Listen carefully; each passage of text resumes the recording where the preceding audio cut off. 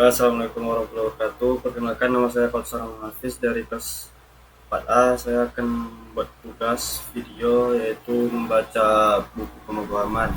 Selanjutnya yaitu paus 10. RESTful Architecture, etika percakapan.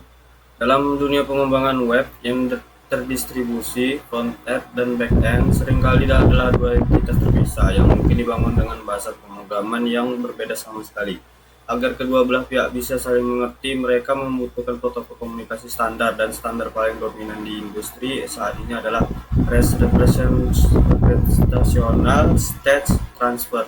REST bukanlah sebuah library atau kerangka kerja yang bisa kamu unduh, melainkan sebuah gaya arsitektur atau seperangkat aturan main tentang bagaimana sumber daya resource harus dikelola di internet. Bayangkan REST sebagai tata krama makan di restoran mewah. Ada aturan jelas tentang bagaimana cara memanggil pelayan, bagaimana cara memesan, dan bagaimana cara membayar, sehingga tidak terjadi kekacauan di ruang makan. Jika front-end ingin mengambil data pengguna, ia tidak boleh sembarangan berteriak. Ia harus mengirim permintaan formal ke endpoint yang spesifik seperti get user 123. Taatan pada aturan inilah yang membuat API menjadi predictable, mudah ditebak, dan mudah digunakan oleh pengembang lain tanpa perlu membaca dokumentasi yang terlalu tebal.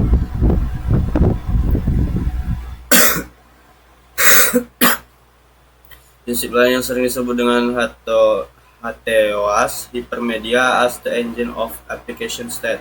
Meskipun ini adalah bagian yang paling jarang diimplementasikan secara sempurna, konsep ini menyarankan agar respon API tidak hanya berisi data mentah, tetapi juga tautan links ke aksi-aksi selanjutnya yang mungkin dilakukan. Misal, respons data produk bisa menyertakan link untuk beli produk ini atau lihat ulasan produk ini. Ini menjadikan API bisa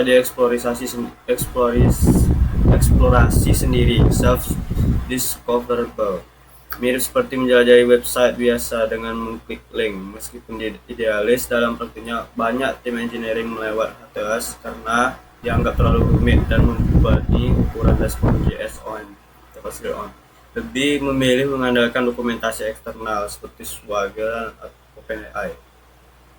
JSON dan data formatting, bahasa persatuan. Jika HTTP adalah kabelnya telepon, maka JSON JavaScript Object Notation adalah bahasa yang digunakan dalam percakapan di telepon tersebut. 2 dekade lalu, dunia web didominasi oleh XML, Extensible Markup Language, yang sangat verbose, penuh dengan tag pembuka dan penutup yang membawa bandwidth dan sulit dibaca manusia. JSON hadir sebagai pengamat dengan format yang jauh lebih ringkas, ringan, dan secara alami selaras dengan struktur objek di JavaScript.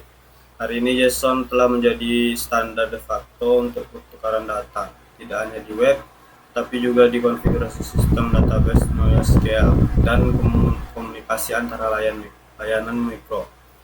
Sederhanaan JSON yang hanya terdiri dari key value, pairs, array, dan tipe data primitif membuatnya bisa diproses dengan sangat cepat oleh mesin apapun, dari server superkomputer hingga jam tangan pintar. Terakhir, meskipun JSON adalah raja, ia bukan hanya satu-satunya pilihan untuk kasus penggunaan yang membutuhkan performa ekstrim atau ukuran paket super kecil seperti game online atau komunikasi internal microservice. Format binary seperti protokol buffers, protobuf, atau message patch mungkin lebih unggul. Format binary jauh lebih efisien dengan penggunaan bandwidth dan kecepatan parsing karena tidak perlu memproses teks. Namun trade-off-nya adalah data binary tidak bisa dibaca manusia. GraphQL overview mengambil sesuai kebutuhan. Meskipun REST sangat populer, ia memiliki kelemahan fundamental yang mulai terasa saat aplikasi mobile front-end menjadi semakin kompleks. Masalah pertama adalah overfetching. Klien harus mengunduh data lebih banyak dari yang dibutuhkan. Bayangkan kamu hanya ingin menampilkan nama pengguna dan foto profile di header aplikasi, tetapi endpoint get user me dari REST mengembalikan 50 kolom data termasuk alamat lengkap, riwayat pesan, dan nomor sepatu. Ini adalah pemborosan kota. pengguna dan baterai ponsel yang sia-sia. Jadi kapan harus memilih GraphQL dibanding REST? Gunakan GraphQL jika aplikasimu memiliki relasi data yang sangat kompleks seperti media sosial. Layani banyak klien dengan kebutuhan data yang berbeda-beda, web, iOS, Android, smartwatch. Atau jika kamu ingin mengurangi jumlah request jaringan secara drastis di area yang koneksi internet buruk.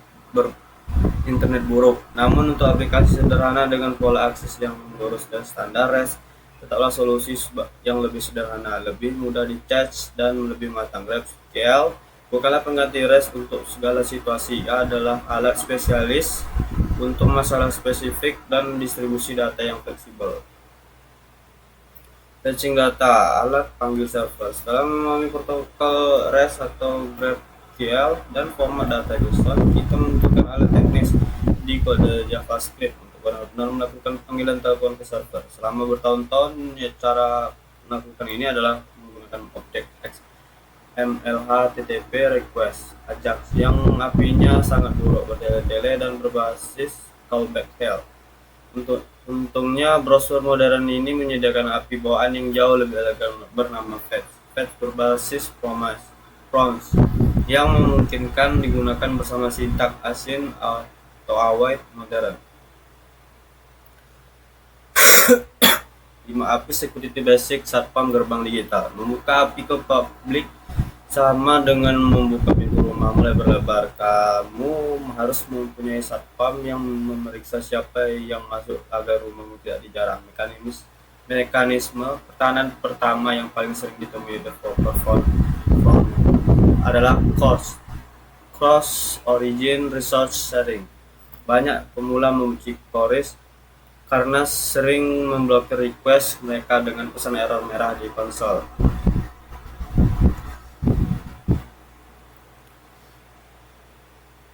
Integrasi keislaman, adab komunikasi dan muamalah digital. Dalam Islam, komunikasi bukan sekedar pertukaran suara atau teks, melainkan amanah yang harus disampaikan dengan qaulan sadida, perkataan yang benar atau tepat. Arsitektur RESTful mengajarkan kita tentang pentingnya ketetapan niat dan tindakan menggunakan HTTP first yang salah, misalnya menggunakan get yang harusnya aman atau safe untuk melakukan operasi delete, menghapus data adalah bentuk tidak jujuran protokol.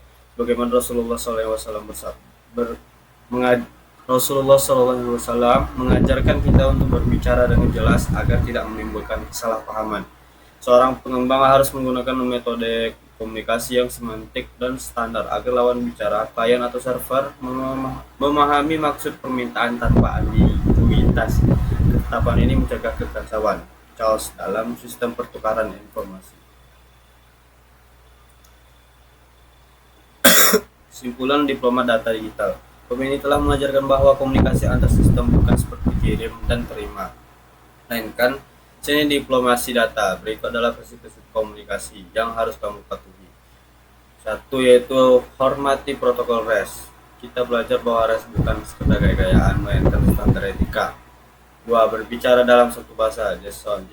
Kita memahami bahwa JavaScript objek JSON adalah lingua franca web modern. Namun format JSON yang semrawut akan menciptakan kekacauan. 3. Fleksibilitas GraphQL. Kita melihat bahwa REST punya batas over under fencing dan GraphQL hadir sebagai solusi buffer di mana klien mengambil apa yang mereka butuhkan. 4. Alat bukan segalanya. Perdebatan fetch versus Axios tidak sepenting strategi di sebaliknya. Menangani timeout, error, dan pembatalan request. Abort controller. 5. Keamanan berlapis. Terakhir, kita menyadari bahwa API publik adalah pintu terbuka bagi serangan. Dengan jalur komunikasi yang kini terbuka dan aman, kita perlu tempat untuk menyimpan data tersebut secara aman. Di bab 11, kita akan membahas fondasi penyimpangan data, database, dan ORM. Sekian membaca buku pemrograman bab 10. Lebih dan kurang saya mohon maaf. Wabillahi taufiq wal hidayah. Wassalamualaikum warahmatullahi wabarakatuh.